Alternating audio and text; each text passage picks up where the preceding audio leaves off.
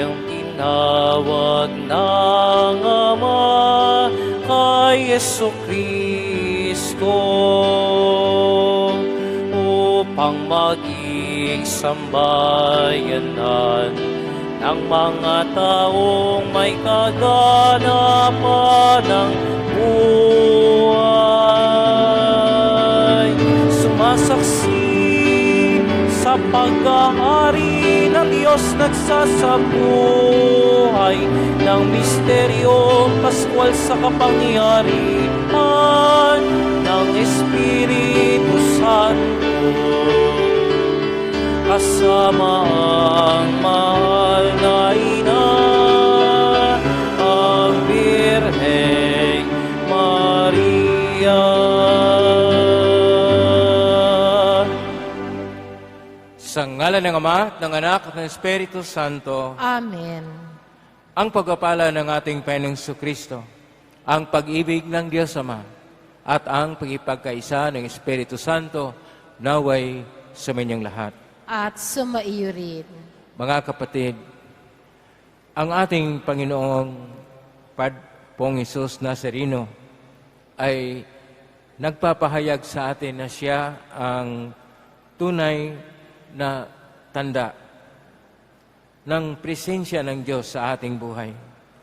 Ngunit sa mga sandali na tayo ay nagkulang ng pananalig sa Kanya at humihingi pa tayo ng mga tanda o mga palatandaan ng ating mga dalangin, ng ating mga dinudulog sa Kanya, at tayo ay nagkulang sa ating panampalataya at nagkasala.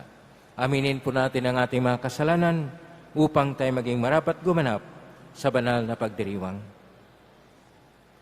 Inaamin ko sa makapangyarihang Diyos at sa inyo mga kapatid, na lubha akong nagkasala sa isip, sa salita, sa gawa at sa aking pagkukulang. Kaya sinasamo ko sa mahal na Birhen Maria, sa lahat ng mga anghel at mga banal, at sa inyo mga kapatid, na ako'y panalangin sa Panginoong ating Diyos. Kaawaan tayo na makapangyarihang Diyos. Patawarin tayo sa ating mga kasalanan at patnubayan tayo sa buhay na walang hanggan. Amen. Panginoon, kaawaan mo kami. Panginoon, kaawaan mo kami. Kristo, kaawaan mo kami. Kristo, kaawaan mo kami. Panginoon, kaawaan mo kami. Panginoon, kaawaan mo kami. Manalangin tayo. Ama naming makapangyarihan, pinangatawanan mong manahan sa mga may luubing tapat at maaasahan. Sa kaganang loob mo kami naway makapamuhay bilang mga mapalad na maging iyong tahanan sa pamagitan ni Jesucristo kasama ng Espiritu Santo, magpa sa walang hanggan. Amen.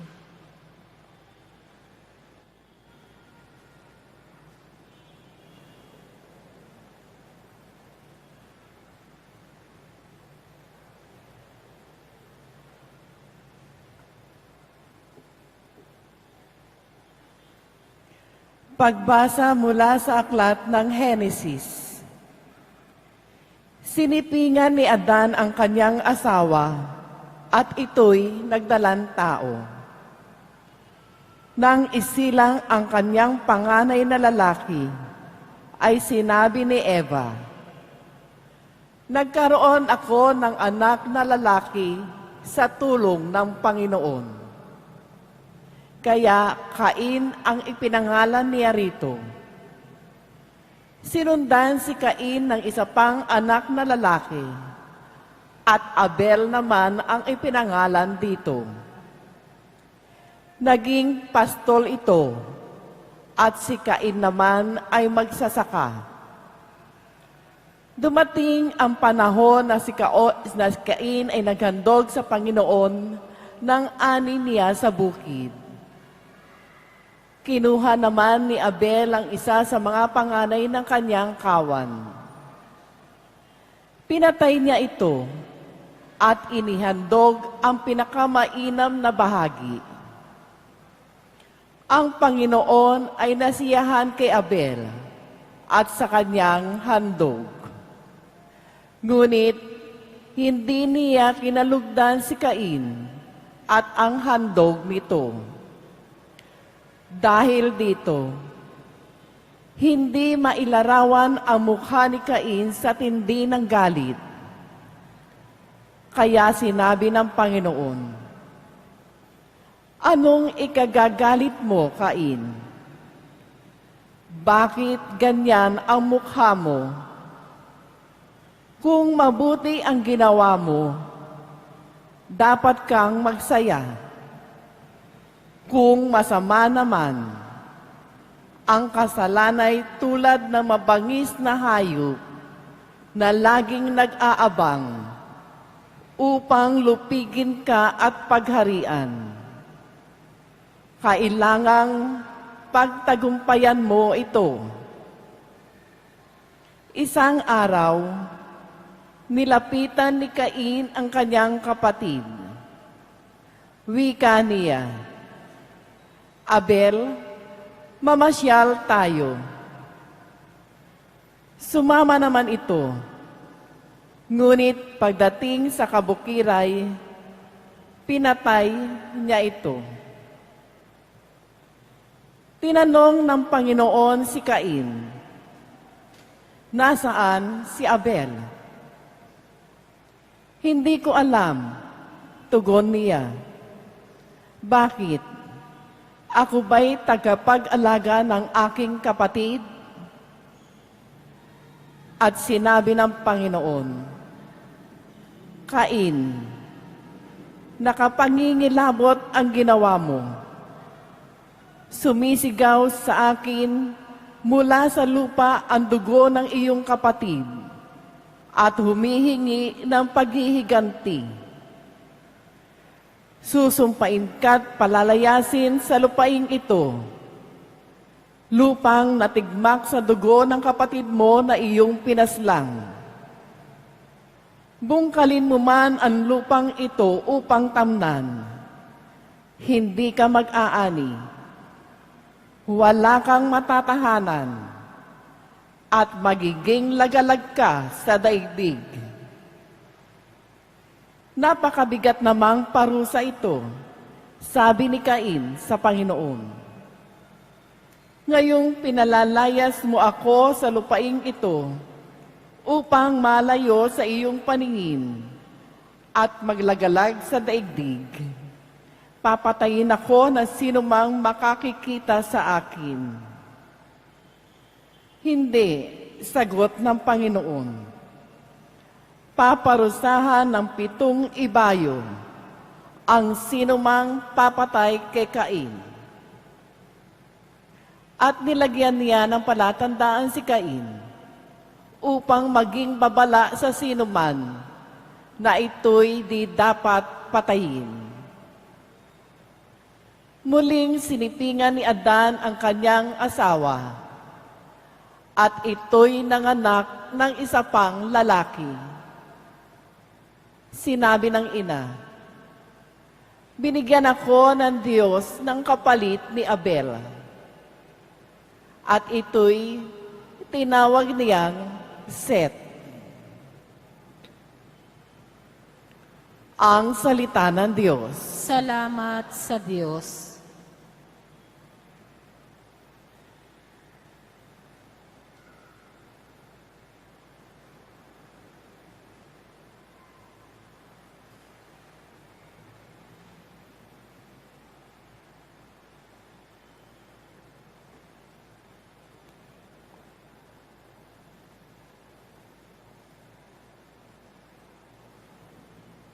Sa Diyos tayo ay maghandog, pasalamat na malugod. Sa Diyos tayo ay maghandog, pasalamat na malugod. Ang dakilang Panginoon, ang Diyos na nagsasaysay. Ang lahat ay tinatawag sa silangan at kanluran. Hindi ako nagagalit dahilan sa inyong handog, ni sa inyong mga haing, sa dambanay sinusunog. Sa Diyos tayo ay maghandog, pasalamat na malugod. Bakit ninyo inuusal yaong aking mga utos? At bakit ang paksa ninyo ay sa tipan natutungod? Pag kayo ay tinutuwid, agad kayong napopoot at niayaw na tanggapin yaong aking mga utos. Sa Diyos tayo ay maghandog pasalamat na malugod. Handa ninyong paratangan, maging tunay na kapatid, at kay daming kapintasang sa kanila'y nasisilip. Kahit ito ay ginawa, hindi kayo alumana, kaya naman ang akala, kayo't ako'y magkaisa. Ngunit ngayon, panahon ng kayo'y aking pagwikaan upang inyong maunawa ang ginawang kamalian. Sa Diyos tayo ay maghandog pasalamat na malugod.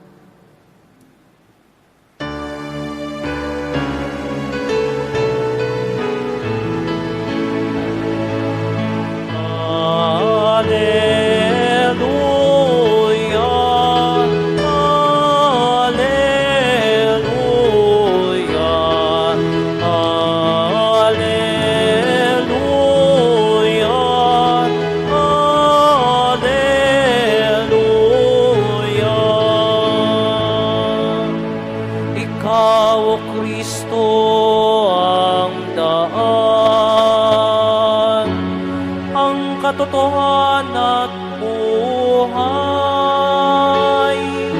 patungo sa mangmahal.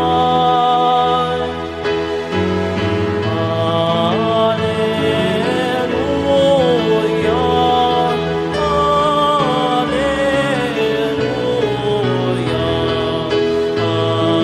alleluia,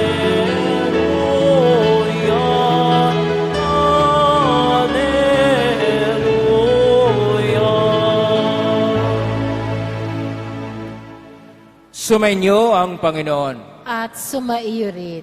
Ang mabuting balita ng Panginoon ayon kay San Marcos. Papuri sa iyo, Panginoon. Noong panahong yun, may dumating na mga Parisiyo at nakipagtalo kay Jesus. Ibig nilang masilo siya. Kaya hiningi nila na magpakita si Jesus ng isang tanda mula sa langit. Napabuntong hininga ng malalim si Jesus at ang wika, bakit naghahanap ng tanda ang lahing ito? Sinasabi ko sa inyo, hindi sila papakitaan ng anumang tanda. Iniwan niya sila at pagkasakay sa bangka ay tumawid sa ibayo. Ang mabuting balita ng Panginoon. Pinupuri ka namin, Panginoong Hesukristo.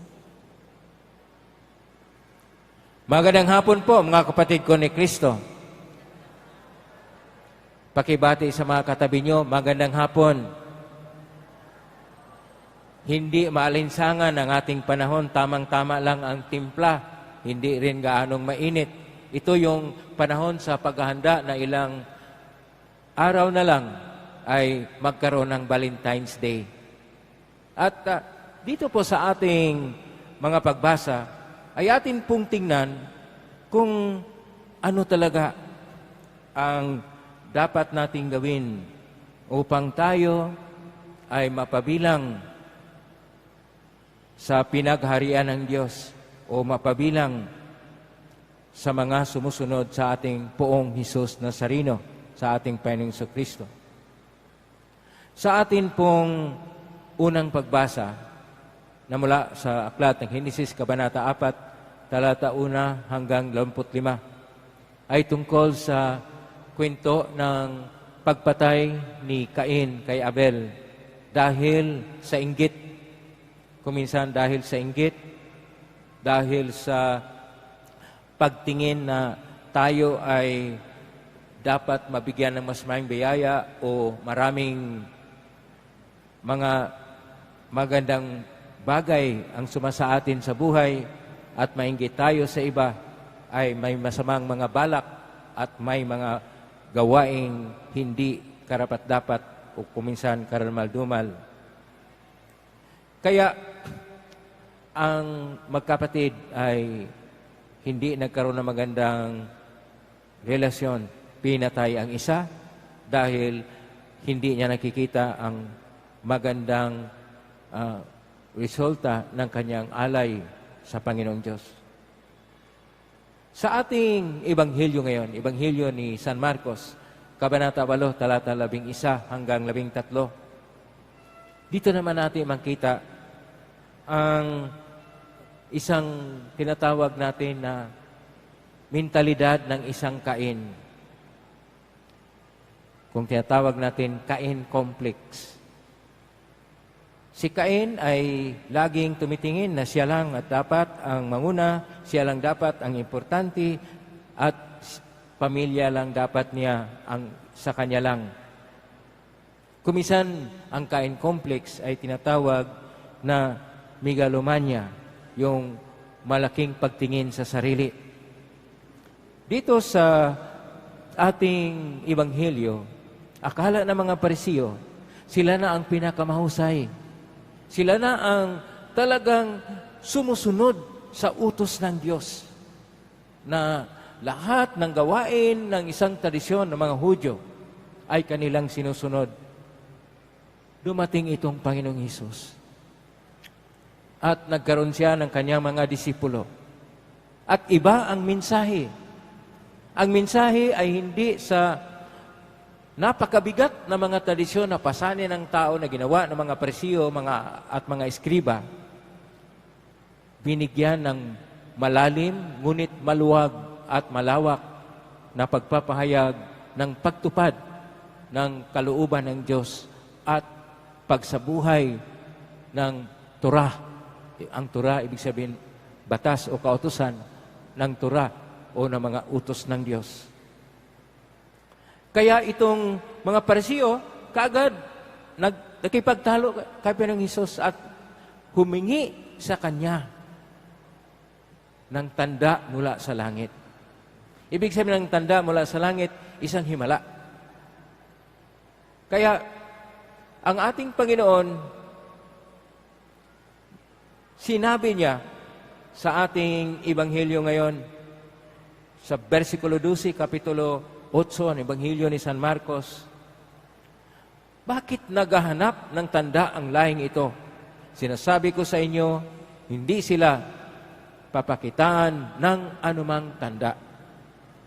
Dahil ang Panginoon mismo, siya ang sign, o sa salita nila, Simeon. Siya ang palatandaan, ang tunay na tanda ng presensya ng Diyos na nagkatawang tao. Ang isang Diyos na sa piling o isang Emmanuel. El, ibig sabihin Diyos, Emmanuel, sa piling.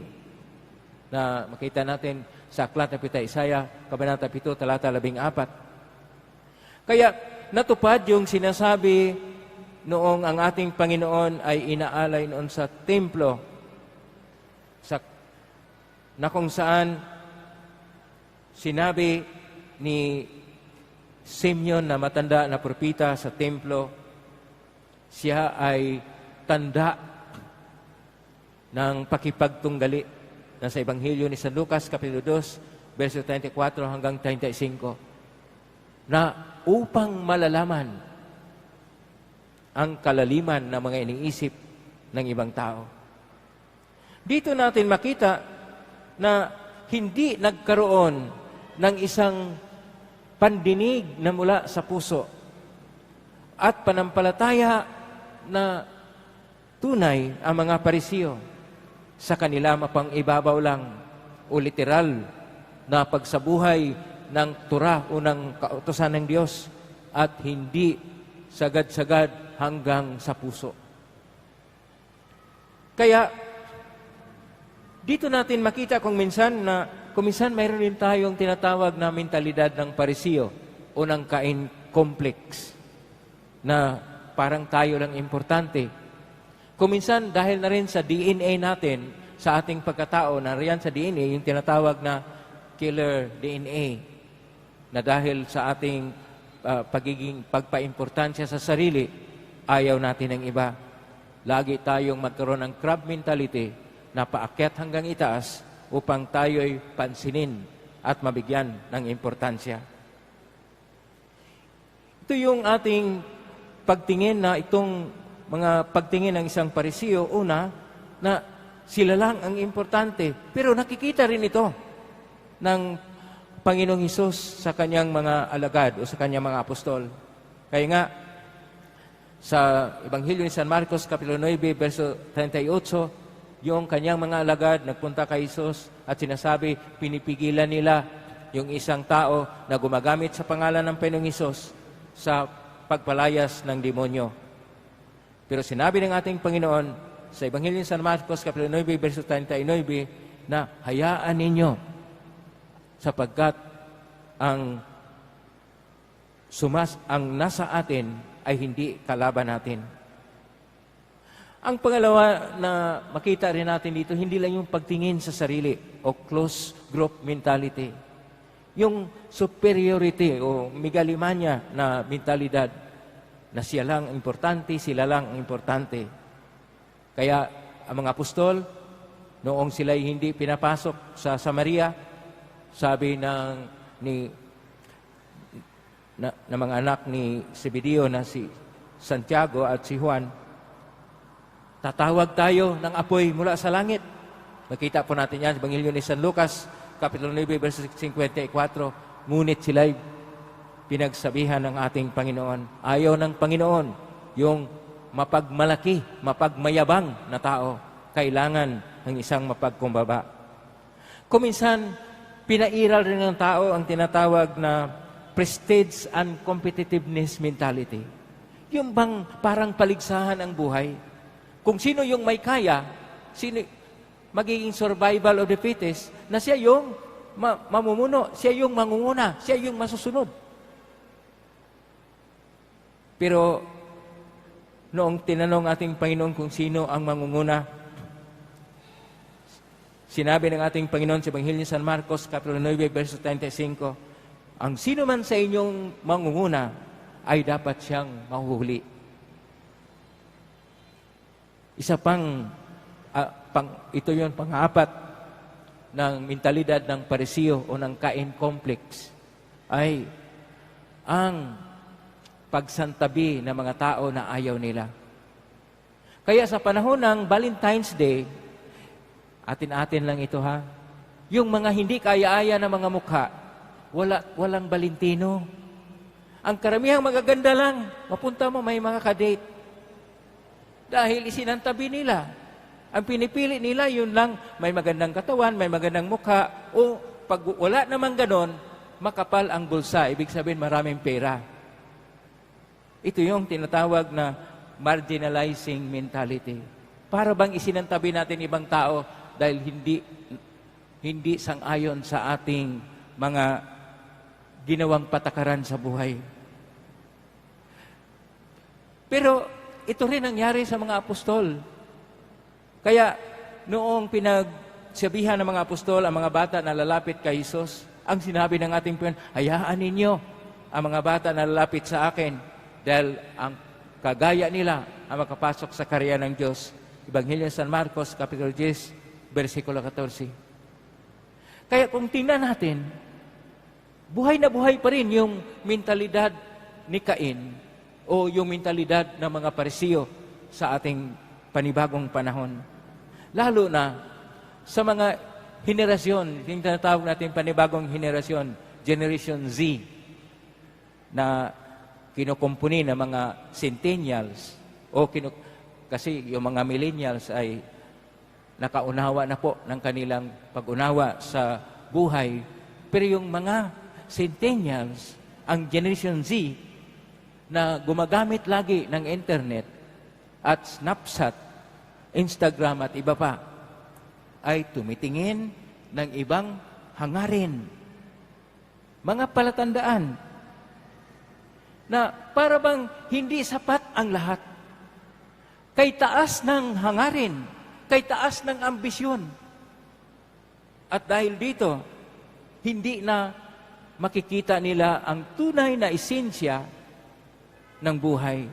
Hindi rin makikita ang batayan ng kahulugan at saysay ng buhay. At dahil dito, ang Diyos, kuminsan, ay Diyos lang kapag mayroon siyang maibigay. Kapag wala namang maibigay, ay hindi na siya makikilala. Kaya huwag po natin kalimutan na ang Diyos ay mula noon at sa kasulukuyan at magpahanggang panahon, siya pa rin ang dapat mangunguna sa buhay natin sapagkat siya ay sapat. Kaya maganda sigurong tingnan natin yung sinusulat ni Teresa de Avila na kanya pong tula, yung tinatawag na Nada Titorbi. Sasabihin ko muna sa Espanyol at isalin ko sa ating salita. Nada titorbi, nada te espante, todo si pasa, Diyos no si muda, la paciencia todo so alcanza. Quien a Diyos tiene, nada le falta, solo Diyos basta. Sa atin pong salita, maganda po ito. Huwag kayong magulumihanan sa kung anong mga bagay. Ni matakot kayo sa mga iba't ibang mga nasa buhay.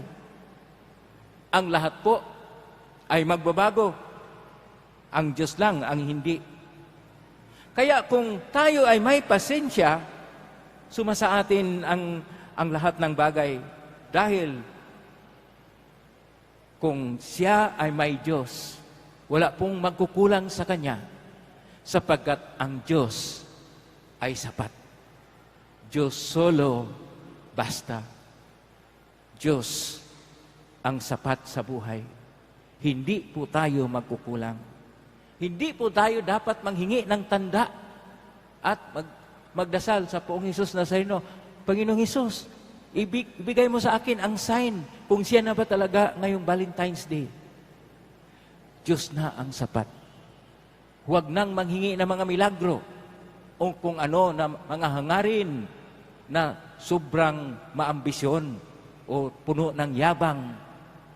Kailangan natin ng tunay na pagpakumbaba at pagtanggap. Kung mayroon tayong Diyos, nariyan ang lahat sapagkat ang Diyos ay sapat sa buhay.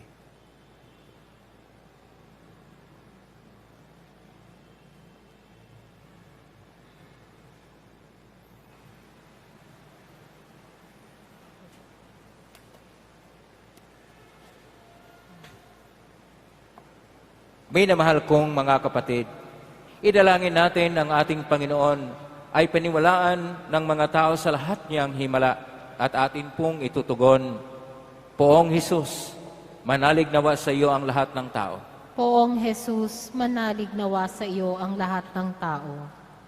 Upang ang lahat ng tao ay maniwala sa Diyos na buhay, na nagsasalita sa mga nagbabasa ng Biblia.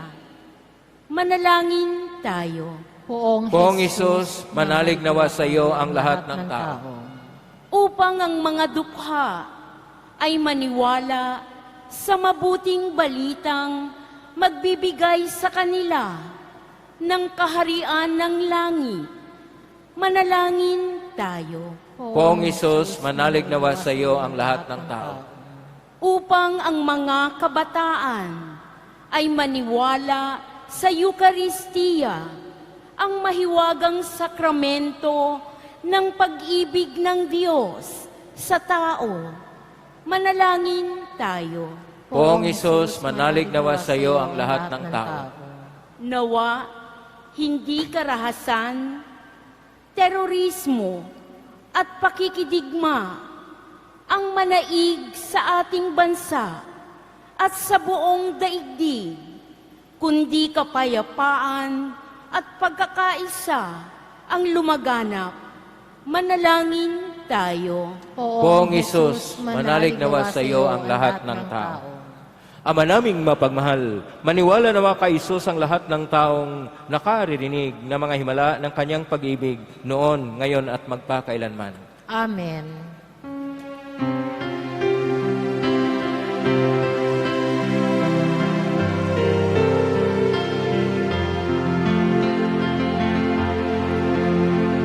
Paghahanda ng alay ay narito po. Ang alak kaninap ay nalasalo. Anyo'y magiging ay tubong katawan. Aming tatanggapin ngayon, magbibigay buhay.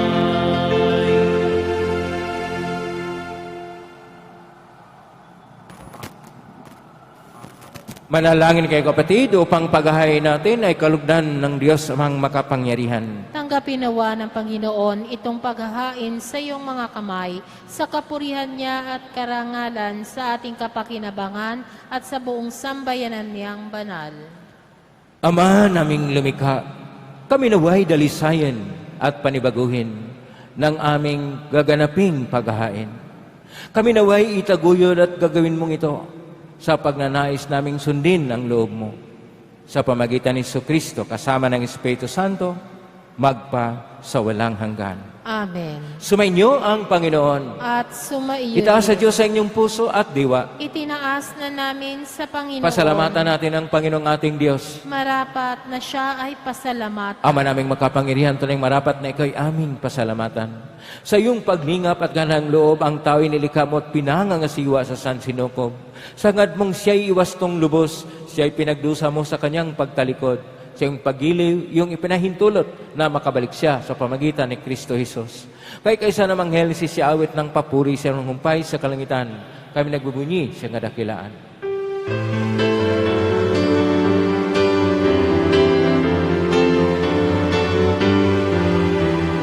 Santo, Santo, Santo, Diyos makapangyarihan, Diyos ng walhati ang langit at lupa. Hosana sa kaitaasan, pinagpalang narito sa ngalan ng Panginoon. Hosana, Hosana sa kaitaasan, Hosana, Hosana sa kaitaasan.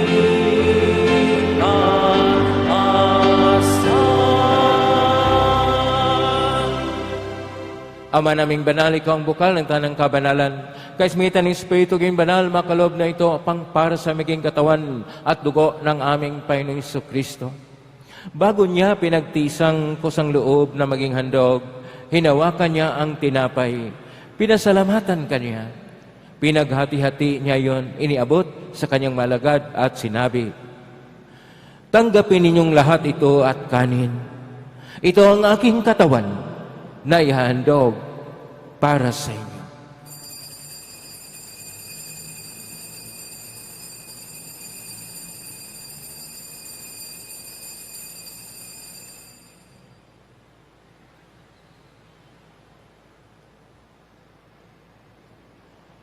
Gayunman nang matapos ang hapunan, hinawakan niya ang kalis. Muli kanyang pinasalamatan. Iniabot niya ang kalis kanyang malagad at sinabi, tanggapin ninyong lahat ito at inumin. Ito ang kalis ng aking dugo ng bago at walang hanggang tipan. Ang aking dugo na ibubuhos para sa inyo at para sa lahat, sa ikapagpapatawad ng mga kasalanan. Gawin niyo ito sa pag-alaala sa akin.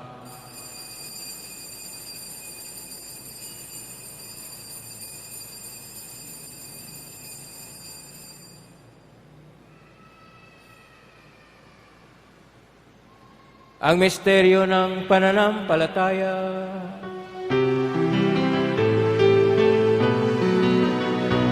Sa at pagkabuhay. Kami natubos mong tunay, O Jesus, naming mahal, iligtas mo kaming tanan. O Jesus, naming mahal, ngayon at magpakailanman. Ama, ginagawa namin ngayon ang pag-alalas, pagkamatay at muling pagkabuhay niya na.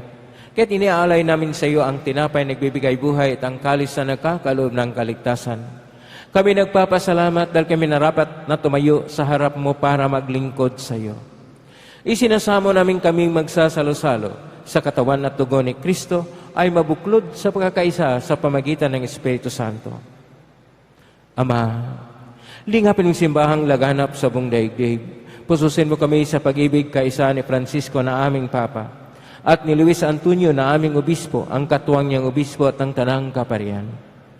Alalahanin mo rin mga kapatid naming naimlay na may pag-asang sila muling mabuhay, gayon din ang lahat ng mga pumanaw. Kaawan mo sila at patuloyin siyang kaliwanagan. Kaawan mo inapatin kaming lahat na makasalo siyang buhay na walang wakas, kaisa na Malaberhin Maria na Ina ng Diyos, ng kabiyak ng puso niyang San Jose, kaisa ng mga apostol, kaisa ni San Juan Bautista, at ng lahat ng mga banal na namuhay dito sa daigdig ng kalugod-lugod sa iyo. May pagdiwang nawa namin ang pagpupuri sa ikararangal mo sa pamagitan ng anak na aming Panginoong Jesucristo. Sa pamamagitan ni Kristo, kasama niya at sa Kanya, ang lahat ng parangal at papuri ay sa iyo, Diyos Amang makapangyarihan, kasama ng Espiritu Santo, magpasawalang hanggan.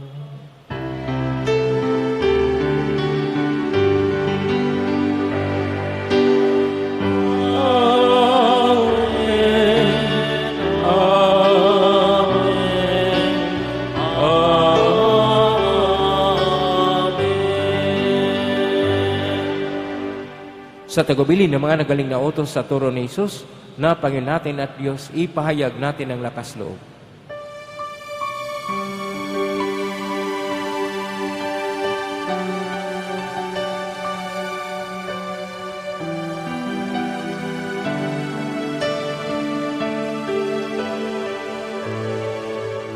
Ama namin, sumasalangit ka, sambahin ang ngalan mo, mapasa amin ang kaharian mo, sundin ang loob mo, dito sa lupa para ng langit. Bigyan mo po kami ngayon ng aming kakanin sa araw-araw, at patawarin mo kami sa aming mga sala, para ng pagpapatawad namin sa nagkakasala sa amin, at huwag mo kaming ipahintulot sa tukso, at iadya mo kami sa lahat ng masama.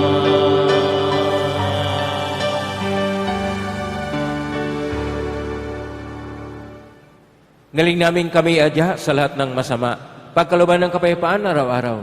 iligtas sa kasalanan at ilayo sa lahat ng kapahamakan, samantalang aming pinanabikan ng dakilang araw ng pagpapahayag ng tagapagligtas naming si Jesucristo. Sapagkat iyo ang kaharian at ang kapangyarihan at ang kapurihan magpakailanman. Amen. Panginoong Jesucristo, sinabi mo sa mga apostol, kapayapaan ang iniiwan ko sa inyo. Ang aking kapayapaan ang ibinibigay ko sa inyo. Tunghin mo ng aming panampalataya at huwag ang aming mga pagkakasala. Pagkaluban mo kami ng kapayapaan at pagkakaisa ayon siyang kalooban, kasama ng Espiritu Santo, magpasa walang hanggan. Amen. Ang kapayapaan ng Panginoon ay laging sumainyo. At sumaiyo rin. Magbiyahin kayo ng kapayapaan sa isa't isa. Kapayapaan.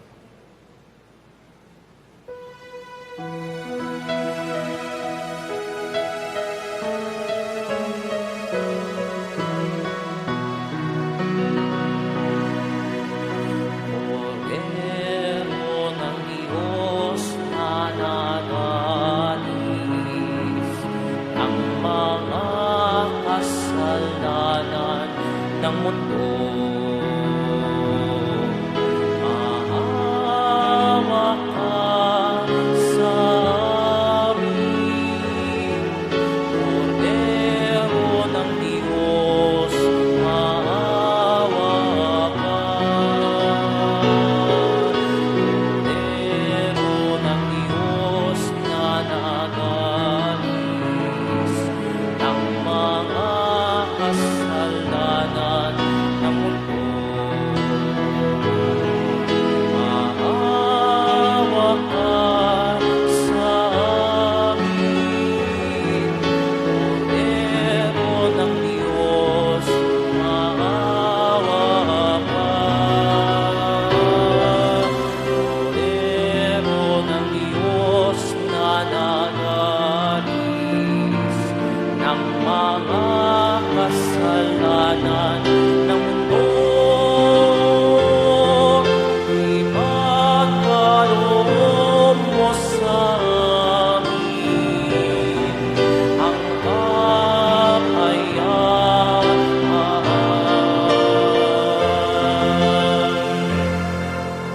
Ito ang kordero ng Diyos. Itong nag-aalis na makasalanan ng sanlibutan. Mapalad ang mga inaanyayahan sa piging ng kordero.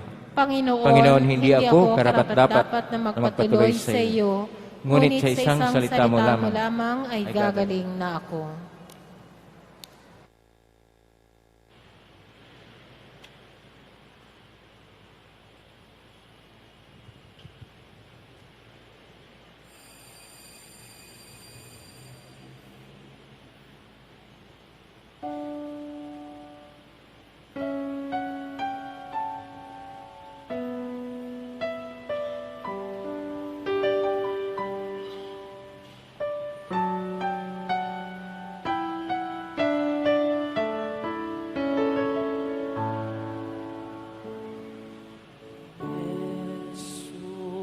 Panis vitae donum patris, Jesu fons vitae aquae. Cibus et potus noster, Cibus et potus noster, in itinere,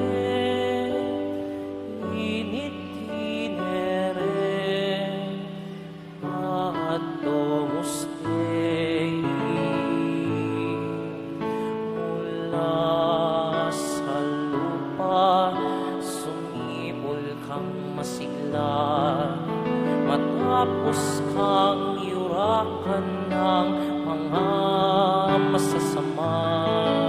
Sumilang ang liwanag ng mga nawawalan, tinapay nga ang buhay, pagkain ng dukha. Jesu panis vitae donum patris, Jesu fons vitae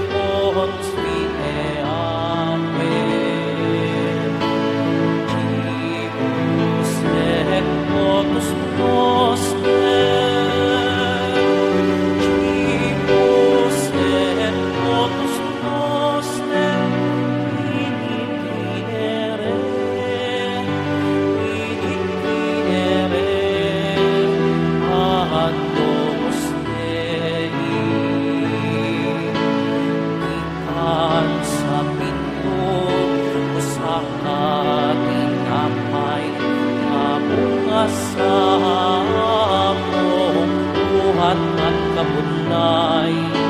Inaon maging sa kami sa manahing tinapay. Di kugma kami, Jesus, among Ginoong tunay. Yesu, panis piteron, patris. Yesu, conspite, amen. Gibus et totus noster.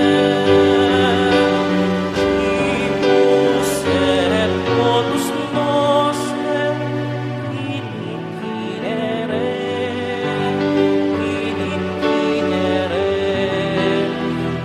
Agnus Dei.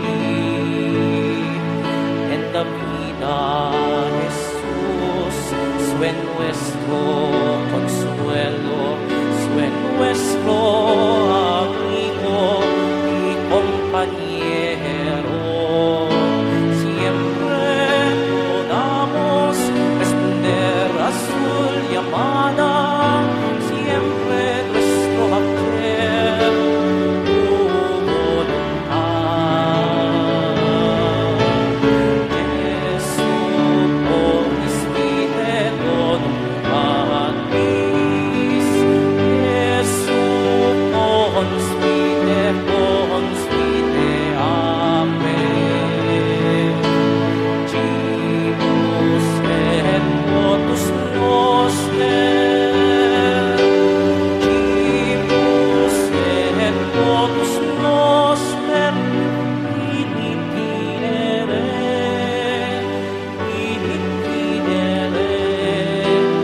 ad nomus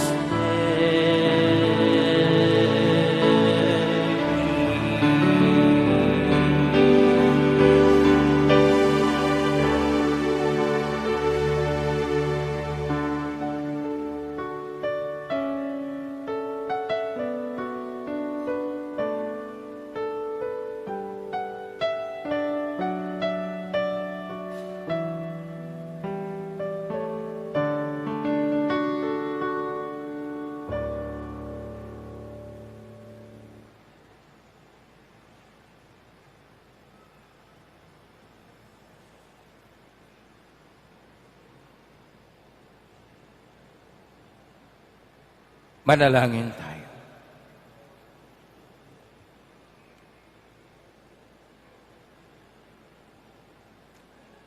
Ama naming mapagmahal, kaming pinapagsalo mo sa banal na pakikinabang, ay gawin mong laging manabik na pagsaluhan ng kaloob mong ito sa aming ikabubuhay.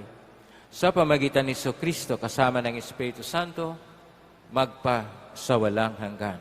Amen. Ngayon na po ang pag-usbas sa mga dibuton ng mga kahilingan at dasalan. Pakitaas lang po yung gusto nyong pabasbasan. Para po sa nanood sa TV Maria at nag-live streaming sa Facebook at ibang social network, pakilagay niyong kamay sa dibdib. Sumainyo ang Panginoon. At sumaiyo rin. Manalangin tayo. Mahal na pong Jesus Nazareno, inihayag mo sa mitan ng cross ang walang mali na pag-ibig ng Diyos sa sangkatauhan. Pakinggan mo ang kahilingan ng nagsusumamo sa iyo. Makamtan nawa nila ang inyong katugunan, tanggapin ang kasagutan na may utang na loob na tinatanaw. Basbasan di po ninyo ang mga dalala mga imahin at dasalan. Sa pamagitan ng benisyon na ito, naway maalala na ang pangako lang sa binyag na ikaw iklang ibigin at paglilingkuran bilang Panginoon magpas sa walang hanggan. Amen. At pagpalain kayo makapangyarihang Diyos, Ama at Anak at Espiritu Santo. Amen. Tapos na ang ating banal na misa, humay kayong mapayapa, taglay ang pag-ibig ng Diyos. Salamat sa Diyos. Purihin natin ng pong Jesus Nazareno.